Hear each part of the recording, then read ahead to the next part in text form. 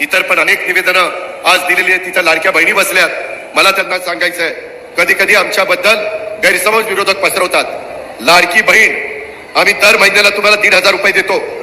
त्याच्यामध्ये मी राज्याचा अर्थमंत्री म्हणून सांगतो, तुमचे जे लाभार्थी माझ्या लाडक्या बहिणी त्या योजनेमध्ये बसतात त्यांना ही योजना कदापि आम्ही बंद करणार नाही. ती आमच्या लाडक्या बहिणींच्या करताय. तुम्हाला त्याच्यातनं मदत होते. उलट आम्ही त्याच्यात नवीन प्रस्ताव आणलेला आहे. काही बँका पुढे आणलेल्या आहेत. नांदेड जिल्हा बँकेशी पण मी बोलीन. काही जिल्हा मध्यवर्ती सहकारी बँका चांगल्या आहेत. तिथं आमचे दर महिन्याला 1,500 रुपये त्या भगिनीला जातात. त्याच्याऐवजी त्या भगिनीला त्यांनी 30 ते 40 हजार रुपये द्यायचे आणि हप्ता त्याच्यातनं त्यांचा जाईल.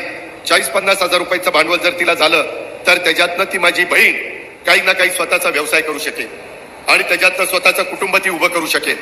हे होऊ शकतं. महाराष्ट्रात काही बहिणींनी केलंय.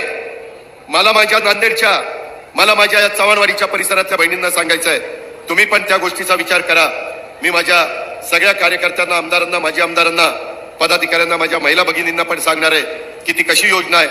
शेवटी किती सांगून प्रश्न सुटत नाही. त्याकरता काही कार्यक्रम द्यावा लागतो आणि तशा पद्धतीचा कार्यक्रम आम्ही लोकांनी दिलेला आहे. त्याचं स्वागत करून आपण त्याचा फायदा घेतला पाहिजे. अशा प्रकारची माझी आपल्याला सगळ्यांना विनंती आहे.